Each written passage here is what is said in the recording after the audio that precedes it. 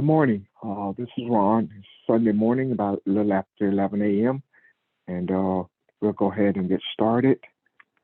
And we'll start off with questions. See if we have any questions or comments on what we spoke on yesterday. Yesterday, we were in Jeremiah 17. We started with verse 19. I think we're down to maybe through 23. But we were looking at what it meant uh, to make a stand, to stand in the gate. What is a gate? We talked about carrying a load, what it meant, uh, and kind of tying that with the Sabbath, looking at in relationship to who we are and seeing our responsibility. So, any questions on what we discussed on yesterday, or anything else for that matter?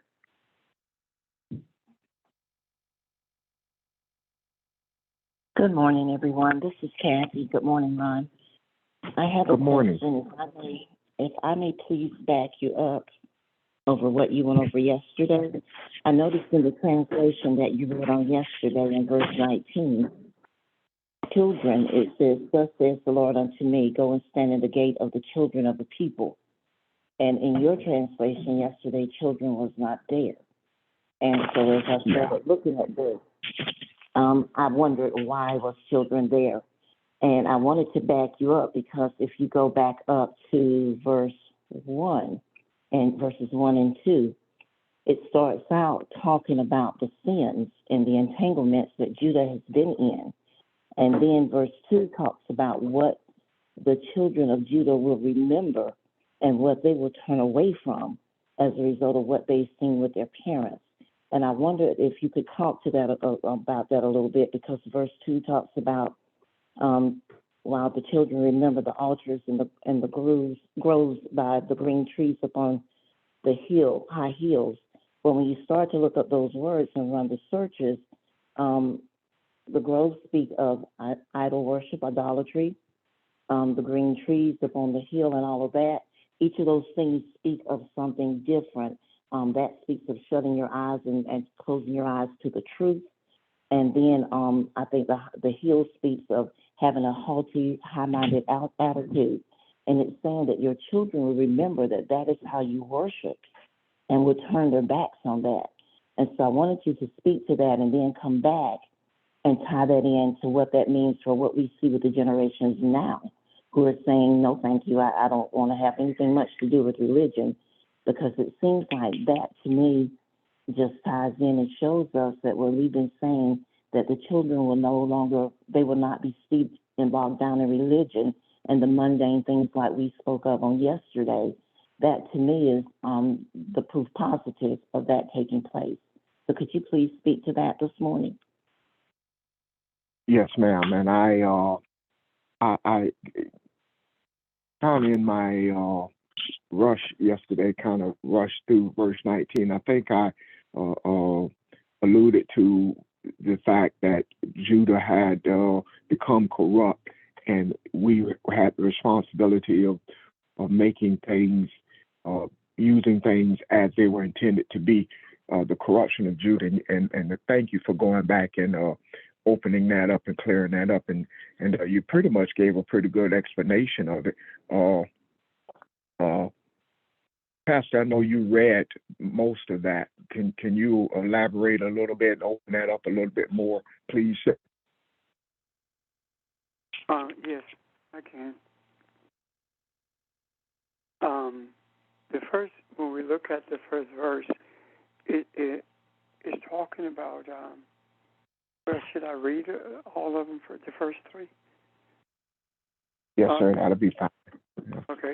The sin of Judah is written with a pen of iron and with the point of a diamond.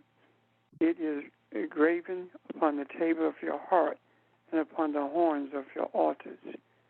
While their children remember their altars and their groves by the green trees upon the hills, O my mountain in the field, I will give thy substance and all thy treasure to the spoil, and thy high places within throughout all our borders.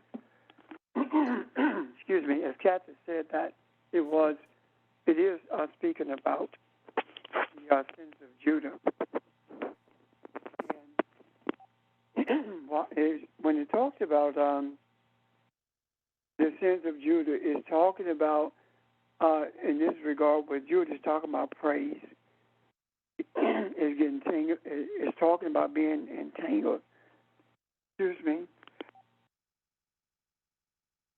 It's talking about being entangled in praise. That is something different than what praise should be. And how did I get to that? It talks about the sins being written on a pen of iron and with the point of a diamond. It's talking about the inscribing of something on metal or on a tablet. And the point is speaking of the finger. It's talking about your finger, or it's talking about an instrument that you use to engrave on something. And when it talks about the table of your heart, it's talking about the hardness of your soul, or the hardness of your heart, because the tablet that it talks about is one of stone. And when it says that it is upon the horns of your altar, it's speaking to the horns like on the side of the head of a goat or a ram, and the horns of your altar. The altar is talking about the altar of idol worship. So the whole verse is saying that your praise is disingenuine, and because of this, your entanglement with idolatry is written on the tablets of your heart. Well, heart and soul are interchangeable in this regard. So what's happened is they have hardened their hearts, and what they have done is written on their hearts. And the second verse says that your children will remember your altars and your groves by the green trees. What the green trees is talking about a place of idol worship and how it is flourishing. Groves is talking the place of idol worship. The trees is talking about how the idol worship is flourishing, and the hills or the high hills or the places where all of this idolatry. No, but I can be. Where Getting this idolatry feedback? takes place. Yes. Would you mute your phone, please? It's talking about where these where the idolatry, the worship of idols, actually took place. Now, in regard to our children today, it is talking about not just young people, but it's also speaking to those who are children on this journey. The whole thing is saying that your children will remember that you are in idolatry. Your children will remember that your praise and your worship was not genuine. Your praise and your worship was to idols. And the whole idea of idols deals with more than something being carved out of wood or stone. Idolatry also is the worship of a false god.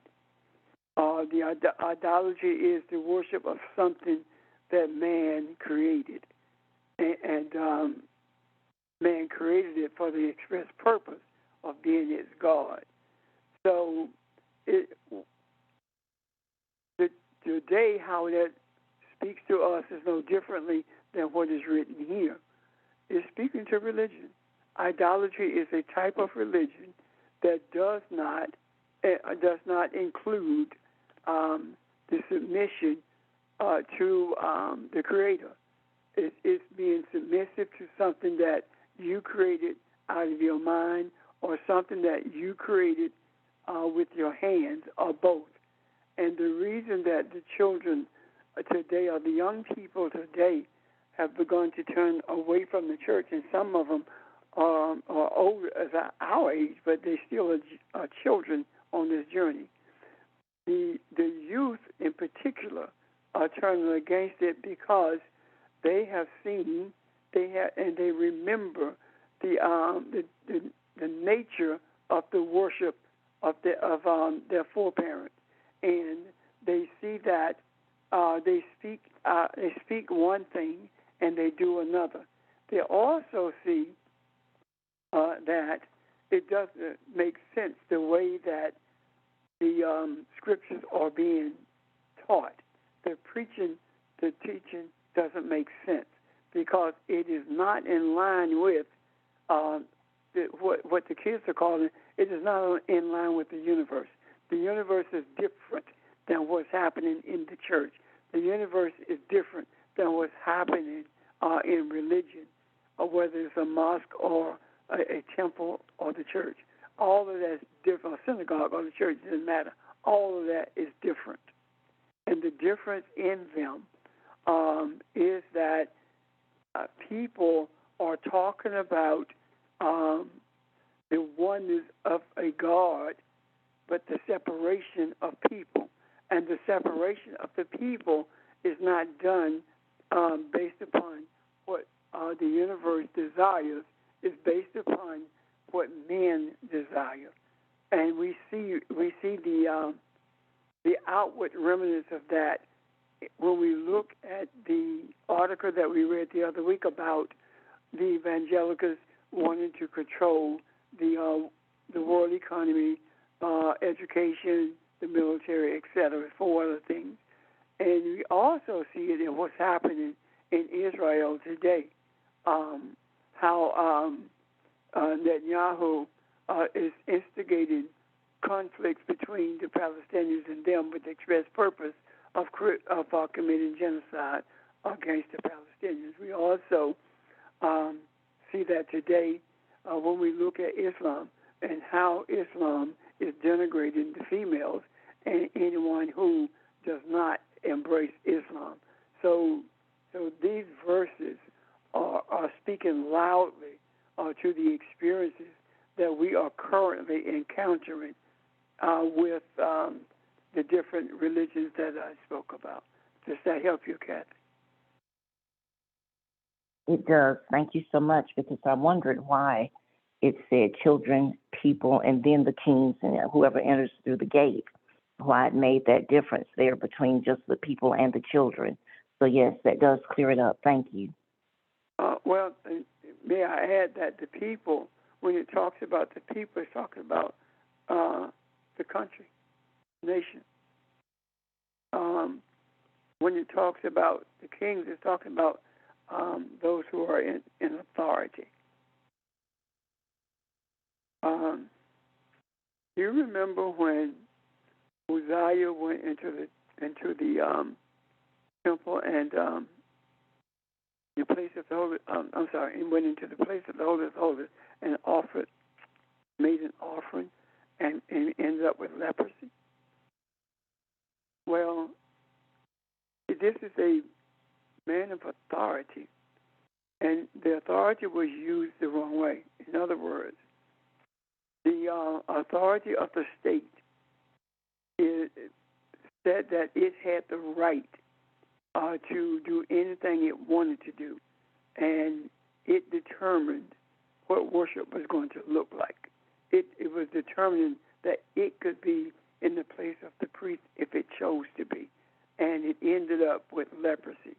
So what's being said is, without regard to your status on this earth, you have no right. Regardless of your status on this earth, you have no right to put yourself in the place of a priest or in the place of those who are the bearers of truth, the bearers of bearers of the energy of the universe. And if you do, you will be severely punished for it, not by those who are journeying towards truth, but by the universe itself. And this is speaking to what's taking place also with the images of Trump on the cross, the images, the whole discussion about him being persecuted as Jesus was, and the desires of the politicians who to follow in his footsteps, and the slow hand that the government is taking towards him, even though they know that he's a criminal. All of these things are playing into the disenchantment that young people have with religion itself, because it does not see anyone who's actually genuine about what's being taught. And that's been happening forever and a day. So I wanted to include that so we could see that it's not only talking about young people, young on the journey, or older people who are children on this journey, and the nation is also talking about those who are in authority in the nation, entering the gates of Jerusalem, a place where they do not belong, and that is simply making an effort to contaminate what truth really is. Does that help? Ask. Yes. I like to add something that just supports everything you just said. If you go back, and I'm reading from New American Standard, okay? You go back to verse 2 in chapter 17. It says, as they remember their children, so they remember, and their mind says, Astrium, Asherim. Astrium is a Phoenician goddess. The Phoenicians were a people very near Judah on the Mediterranean Sea. They were a foreign people, and they worshiped foreign gods. So the Phoenician god Astrium was a goddess of love and increase.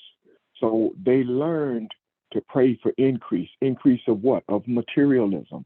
That is just kind of support what you said, but it also shows us where we are now. The request and the prayer for increase has almost become a religion itself, that God's going to give you increase, and no one wanted truth. They just wanted to include that in how they saw God. So it's just using that to support. This is not just talking about a history, but spiritually showing us where we are today. Thank you.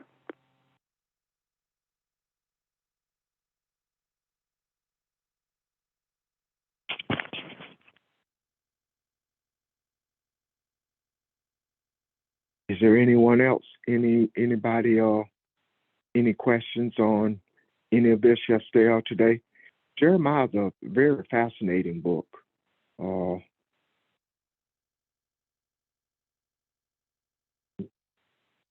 We'll surely talk about, but it talks, to look at his history and his life and the things he went through. I mean, he was beaten, he was jailed, he was abandoned by his family, and his family was of the priestly order. But just some of the things that he went through, me trying to go through it and look at some of this just kind of fascinated me. And I hope what yes, sir. And what you said about Jeremiah is reminiscent of what's happening now. The struggle to tell the truth without being denigrated by those who are steeped in religion. And I'm not talking about to tell the truth at the point where we are on the journey. I'm talking about telling the truth from the beginning. When we first started this journey, it was difficult to speak the truth. Not just, and I'm not talking about difficult to other people. It was difficult for us to say things out loud, and I think that was part of the struggle that's being spoken of in these writings that's labeled Jeremiah. I think that is showing the struggles that takes place within when you begin to move beyond what you have been taught, and I'm not talking about an abusive nature or abandonment of family. That's not what I'm talking about at all, because I don't know anyone's family who abandoned them because of what they believe.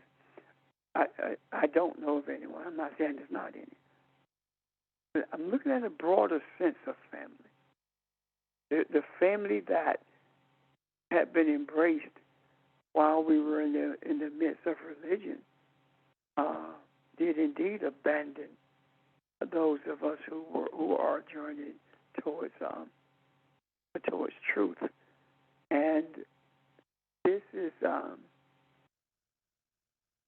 this story or this allegory that's labeled Jeremiah is a message to all of us, showing us that we should not be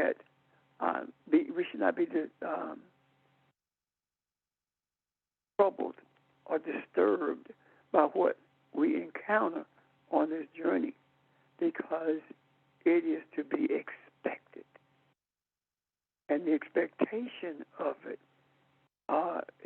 is there because of the commitment that has been made. The struggle, rather, is there because of the commitment that has been made. So when we talk about Jeremiah being jailed, we also are talking about self-imprisonment, because there are those of us who were imprisoned by the truth that we know. And when that truth was spoken and embraced, then that prison no longer existed, because the truth had made us free. The truth had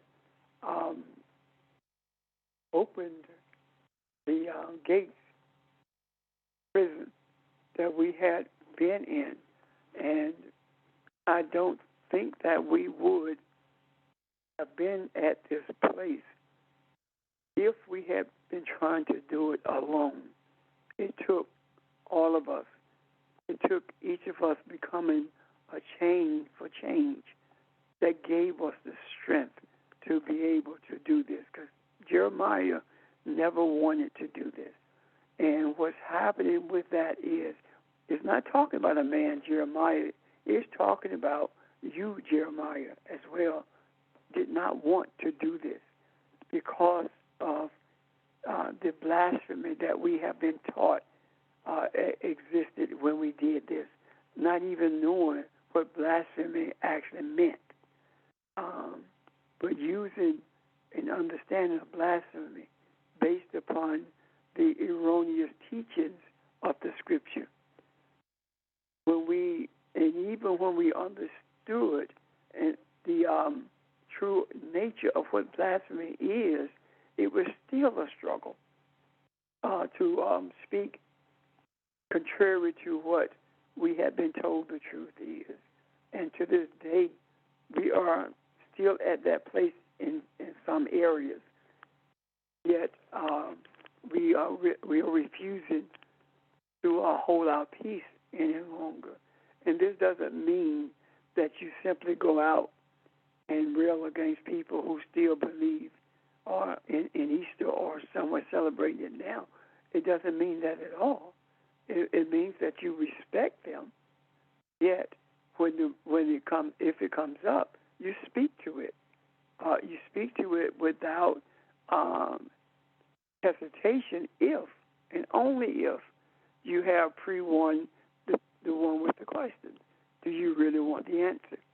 And then if they I don't know about that, leave it alone. If they do, you give it. So and also the retribution that Jeremiah speaks of is retribution from the whole setting of religion itself. And if you really understand the nature of the religion that we were taught, and you look at it in reference to, side by side with the scriptures, then we will be in the same place that this first part of Jeremiah speaks to. And that place is we will find ourselves on a hilltop engaged in idolatry. And am I saying that our parents engaged in idolatry? In their heart, they did not. No, they did not engage in idolatry. Their desires were pure. The ones who did the teaching, whether they thought they were right or not, it doesn't matter. They are the culprits. And the reason they are the culprits is because you should never be in a position of teaching if you don't know what you're talking about. And if you are teaching, it is your burden to understand what truth is, to understand what you are teaching. That's the burden of the teacher. And if you don't, then as the scripture speaks, you will be beaten with many stripes. That is not talking about a place in hell. It's talking about the struggles that you have in this earth. It's talking about all the church meetings that you have to go to battle in. It's talking about you having to talk tough but submit to a deacon board or a board of a presbyterian or a bishop or an elder who was determined to do things their way rather than the way of the scriptures. These are the things that you're beaten with, and the beating doesn't come because you're looking for truth. It comes because you're not looking for it. Those conflicts that you have with the presbyterian, the conflicts that you have with the conventions and with the associations, all of these conflicts are battles that has nothing to do with you moving towards truth. It's battle because those who are above you in terms of authority seek to make sure you stay in line and do what they want you to do. Otherwise, you get ostracized. Does that make sense? Am I clear?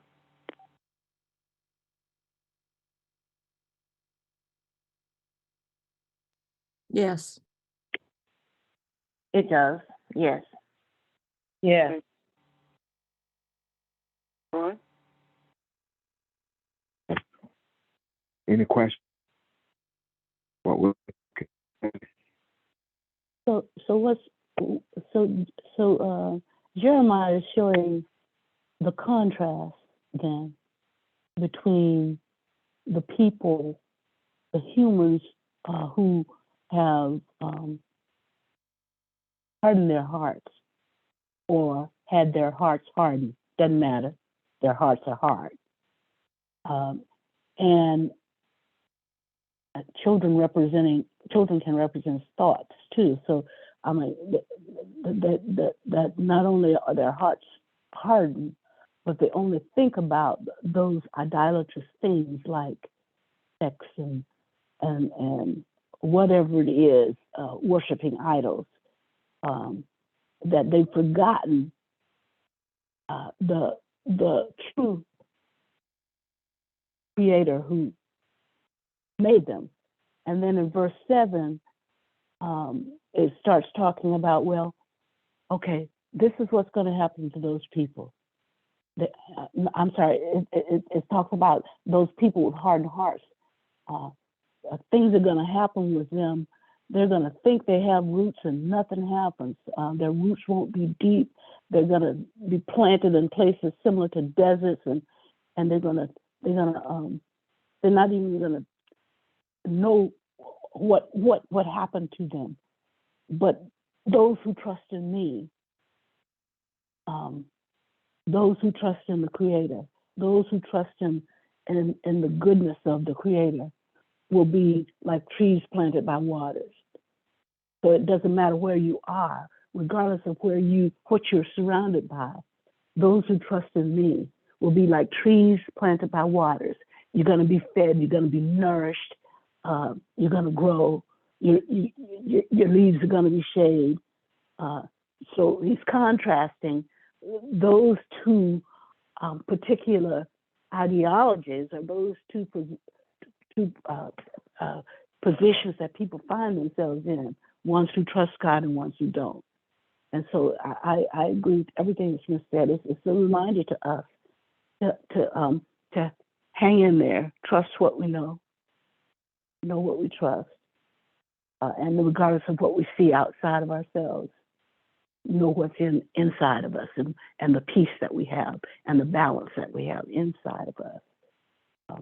That is going to be rewarded. And I don't mean rewarded in the sense of money or that kind of thing, but we're going to continue to rest in peace, which is where we were headed when we were talking about the Sabbath.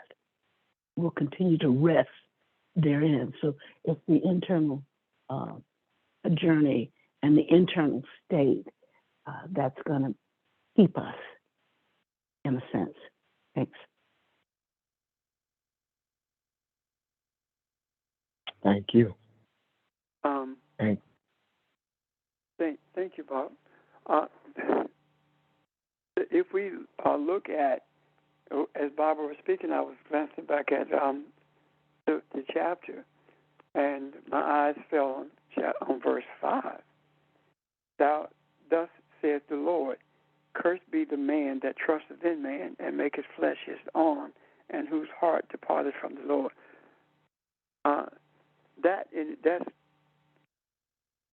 That's what we are seeing now. Trusting in man. If you hear me well, please. If you are seeing what happened in Tennessee, if you're seeing what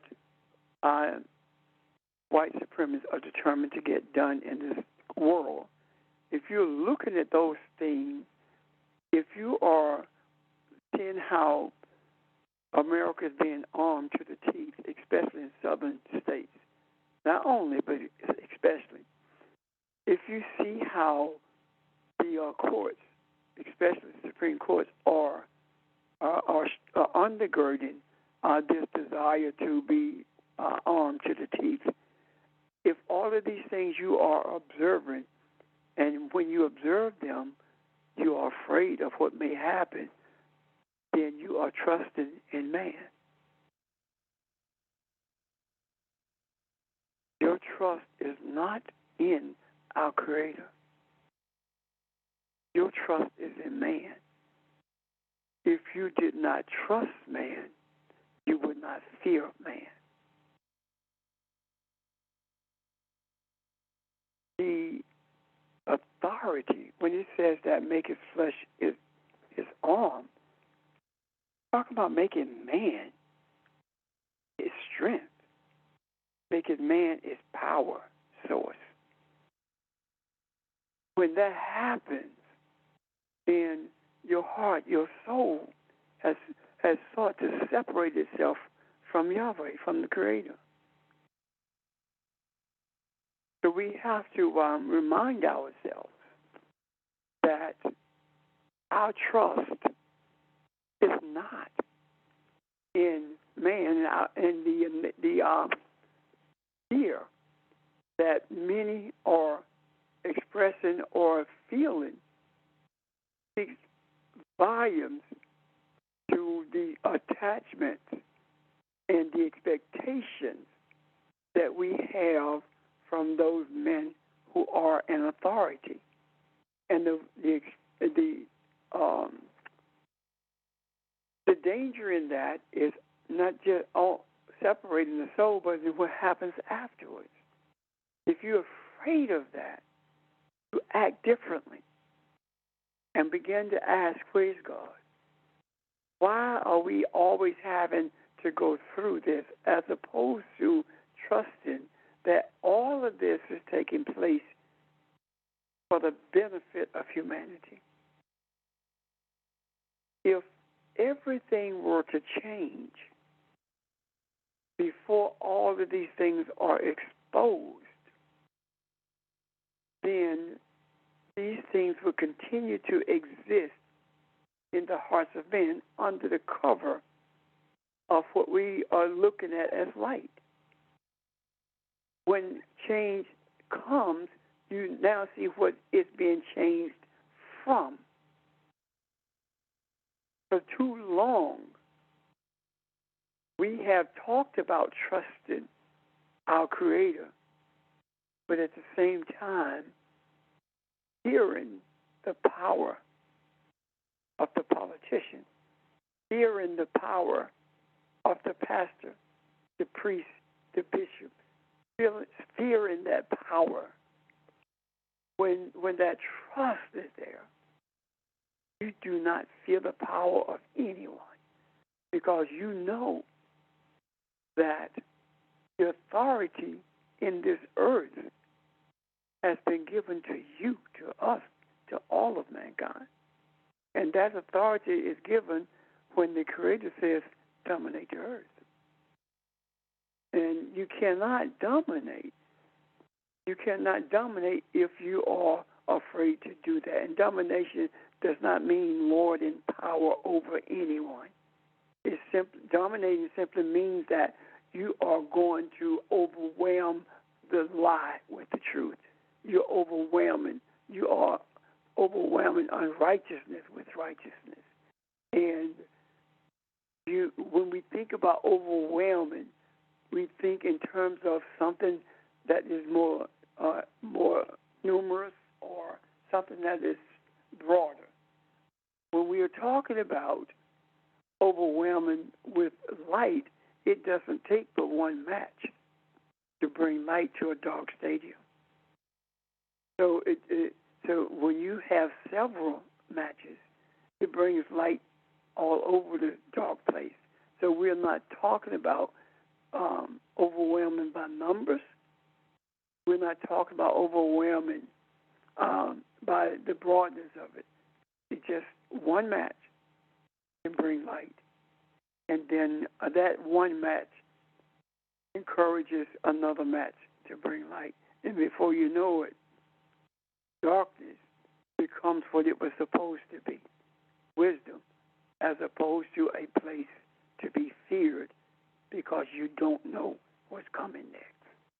Any questions or comments about that?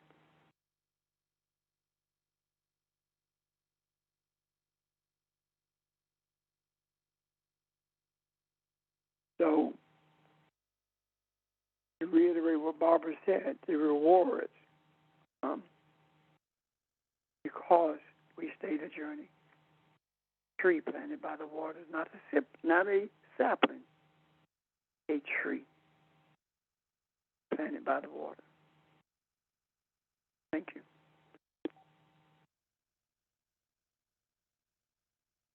Thank you.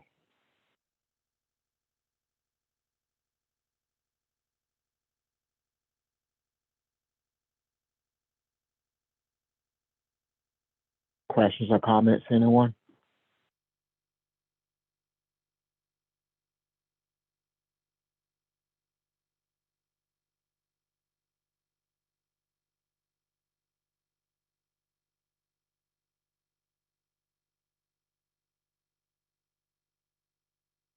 I think this chapter warrants looking at in its entirety.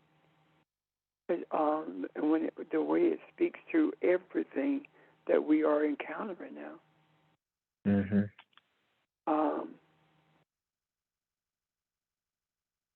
Yahweh searches and gives to everyone, every man, according to his ways, according to his journey.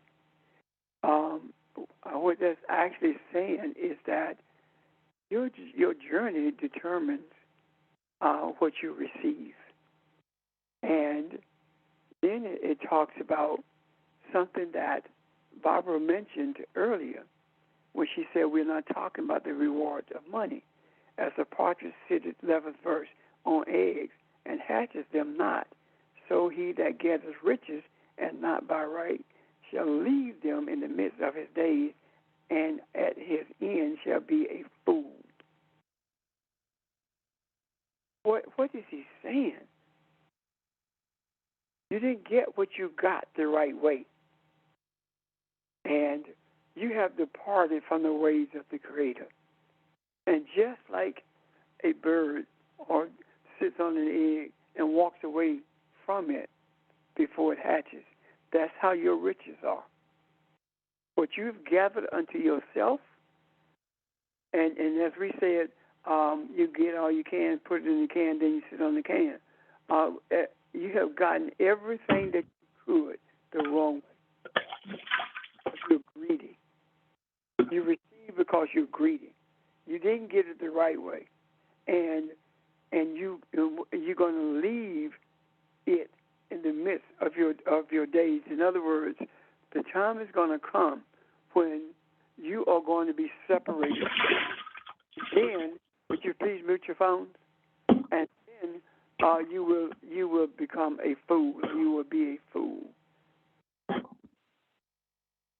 So this is not necessarily talking about when one dies. But please, would you mute your phone? Thank you. It's not talking about when one dies necessarily, exiting this body. It's in the midst of your days. This separation comes in the midst of your days. I think one day we were talking about if wonder what would happen if someone like Abezo loses everything he got. Would he jump into the ocean or jump out of a window? Those kinds of things. Separate from it. And then what does he mean when he says that, and you will be a fool? You will realize that it made no sense for you to spend all your time taking advantage of people. What you're going to realize is, and if you look at that word fool, it also means stupid.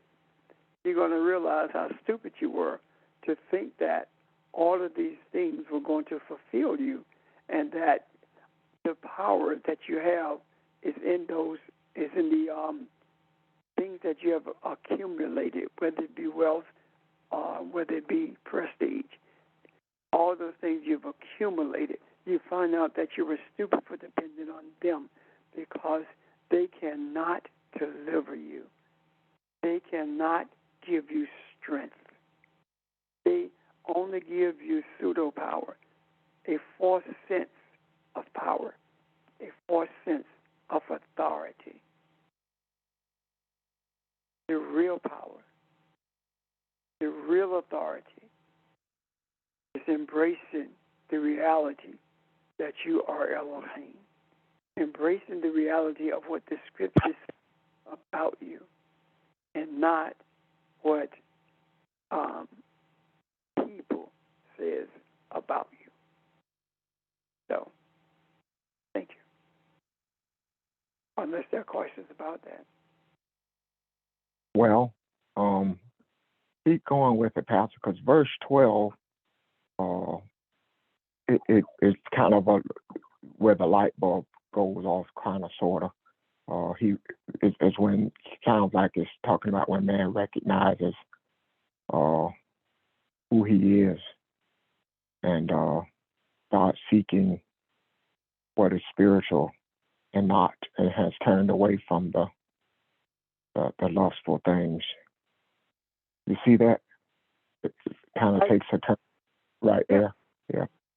See that? Well, it's talking about the throne is, where the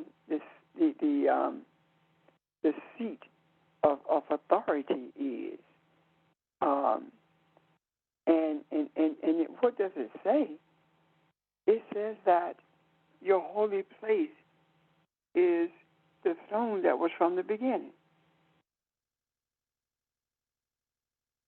The throne, the place from the beginning, is your sanctuary. So we are always at beginning. We're always in a creative mode. And when we recognize that we're always in a creative mode, we begin to see that being in a creative mode is no different than the creation from the beginning. All of those things that were created in the beginning speaks to spirituality more so than anything else. So our creative abilities are geared towards bringing into existence the spirituality that man was created to embrace. And those who are functioning contrary to the spirituality that man was supposed to embrace will be brought into the fold by those who recognize that their sanctuary, their safe place, their holy place is in the beginning. And in doing so, we have conversations like we have weekly, like we have during the course of a week. We have these types of conversations. We do these types of discussions, and we began to uncover the truths that have always been here. And that in itself begins to open the eye of those around us, of those who are not functioning the way that they were brought into this earth to function. And you say, how do we know that? But think about the ones on this phone. There are 30 people on this phone. On this line, rather, with the Zoom or the phone. And the 30 people who are here are here for a reason. For what reason are they here? They're here to glean from the scriptures what truth looks like. They're here to embrace, comfortably embrace, that they are Elohim. They're here to comfortably embrace that we are always at beginning with spiritual creativity, bringing into existence the type of heart, the type of man who was supposed to be from the beginning. We are created in our image and likeness. We're created in the image and likeness of Elohim. And that does not happen if you don't return to beginning, Nicodemus. How can I go back in my mother's womb and be born again? You must return to beginning, is what Jesus was telling Nicodemus. So staying at beginning and knowing that's where you are is the place from which everything flows. To leave beginning is to forget your spiritual creativity. That is one of the major reasons for Sabbath, for Sabbath. So we will never forget where we came from. We will never forget our source. That's the reason Sabbath is not one day. It is a period. It is a constant reminder of who and whose we are and how we came to be. And our coming to be, as Jesus said to Nicodemus, was not from a womb. Our coming to be was from the womb. Not from a few years ago, but from the beginning, exiting that womb. Any questions about that?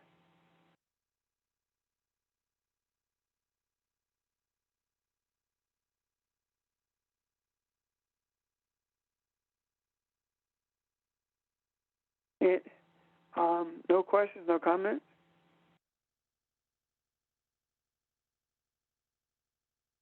It says that Yahweh is the hope of Israel. Israel is not a geographical location in the scriptures. Israel is only a geographical location that started in 1948, and simply because a group of racist men came together and called it Israel, it doesn't mean that it's true. And why do I say racist men? Because Israel, as it is established, has been a racist nation from day one.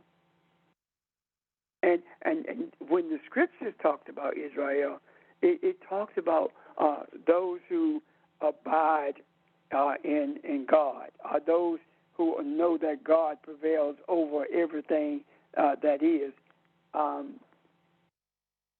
those who are submissive to their Creator. And so it's talking about Yahweh is the hope of Israel. What does that mean? Yahweh is the desired outcome for those who recognize who they are. What is Yahweh? The deliverer. So the deliverance is the outcome of Israel, the outcome of those who embrace the reality that they are the image and likeness of Elohim. Yahweh is the result of that, meaning that deliverance is the result of you embracing who you are. And those who abandon or those who forsake this reality shall be made ashamed. Those who forsake this reality shall find disappointment and confusion in their lives. They who depart from me, those who rebel against me, says Yahweh, those who turn and walk away, they shall be what? Written in the earth. They shall what? That there shall be a record of them in the earth, meaning that in the consciousness of the earth, you will be recognized for what you did and who you are. But it doesn't mean that you are forsaken in that you cannot open your eye or have your eye open and embrace the reality of what is, and that is Yahweh, the deliverance of Yahweh. So, any questions about that? Hey, Real, this is Charles. Now, Israel, when God called Israel, the way it was taught, then you say that Israel means the one that rules like God, right? Yes. Okay. And I need to explain that proper, Charles, so go ahead, and I'll explain it in a moment, okay? All right. What it's talking about, when we talk about rule as God, it means that we dominate as would Elohim, because we are Elohim. And again, dominate does not mean to lord power over anyone. It does not mean controlling anyone's life. It means making available the true nature, the true essence of who we were created to be.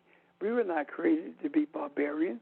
We were not created to hate each other. We were not created to accumulate wealth while others are starving. We were not created for those purposes, and we were not created to have a heart like that, but we were given a choice. And those who have chosen to follow that pathway have chosen to forsake the journey of truth. And it is imperative that we who realize that we are we were created to function in the way that Elohim does, and that is bringing people to a place of understanding who they are, and bringing balance to the whole of mankind. That's what what I was talking about when I talk about the idea of ruling as God does.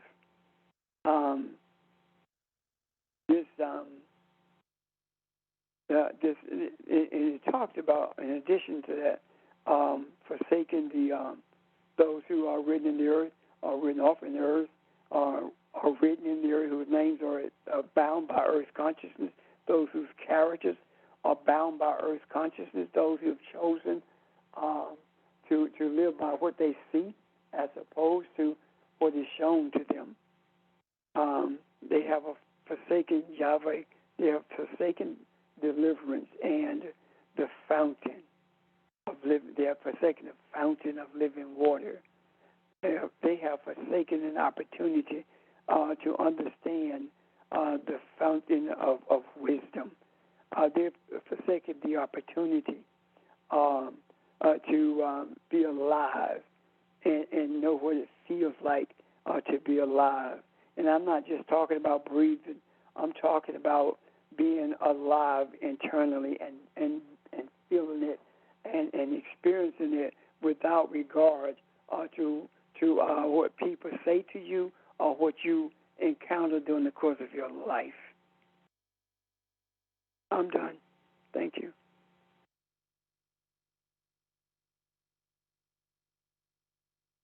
Thank you, Rev.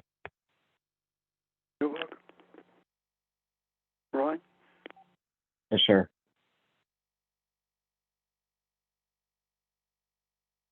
Okay. Questions or comments, y'all?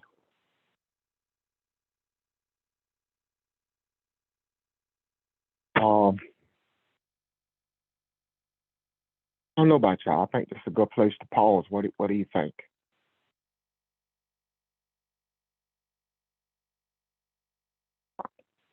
Opportunity to ponder, yeah. Unless there are questions or comments, of course, I agree with you. Yes, sir. Questions, anyone?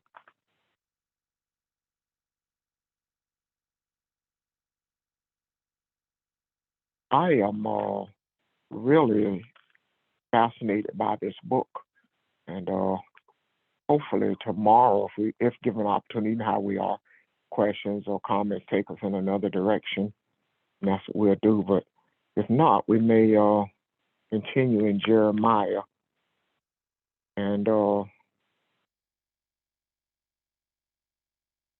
I love chapter 18, but I think I want to look at chapter 1. If you guys don't mind reading that, and if we get a chance to look at it either tomorrow or next week, that's fine, just whenever. But hopefully we'll get a chance to open that up and get a little further in it. Okay? I just we'll call it a day and kind of rest on what we have so far. Any last questions or comments? Okay, then. I hope everybody has a great day. It looks pretty sunny outside. I haven't been outside today, but the rain seemed to have left us at least for a little while. And go out and enjoy the fresh air. Hope you have a great day and look forward to tomorrow. Thank you. Hello, everyone. Thank you. Thank you, sir. Thank you. Bye-bye. Thank you, Ron. Thank you, Pastor. Bye. Have a good